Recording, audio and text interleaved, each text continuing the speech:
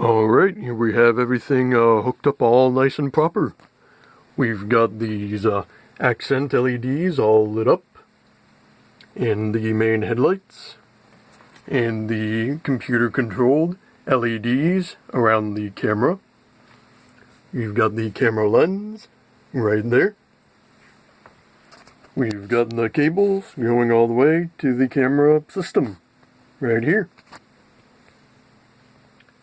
You can see me wave, hello. It's a little laggy because it's redrawing this entire graphical user interface several times a second, so the camera gets a little low, and that flashing right there, well, it's because I'm actually running the Raspberry Pi off this little battery right here, so it doesn't, well, it can't power the HDMI to VGA adapter that I have for the computer screen all the time, so it occasionally flickers off, but I should be able to get it displaying fully with just a standard, DC adapter to micro USB. And unfortunately, to wire up the camera properly, I disassembled all the casing, so it's a big pile of spaghetti back there. Mainly because the camera cables. Do I have one to spare? Yes I do, one moment.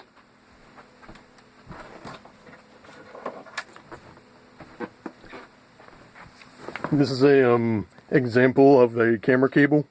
This is actually like a 3-foot long one. But the thing is, with the camera cables, they do not have a right way to be put in, really. So you gotta remember which way to orient these little silver contacts inside the socket. And if you don't, you gotta go combing through all your connections to figure out, which one is oriented which way. But now that everything is properly connected and modularly connected, there should be no more connectivity issues. You can see that these LEDs right here, they turn on and off actually randomly. So there's no rhyme or reason, just makes it look cool. But with giant robots, they're supposed to look cool. Little bit of explanation for the GUI. When it cooperates, we've got a temperature of the CPU and a percentage bar out of 100 degrees Celsius. We've got the GUI for the neck sensing. We've got CPU usage, which is at 79% right now. And then down here we've got the time and date. So you know when I'm recording this. And of course a very fancy targeting reticle in there. And of course you can, well, see me. It's a little fuzzy actually because the lens I think needs to be cleaned a bit. So I'm gonna have to take that out, clean it, and then hopefully it'll give a better picture. But that is all for today, so until next time, bye-bye.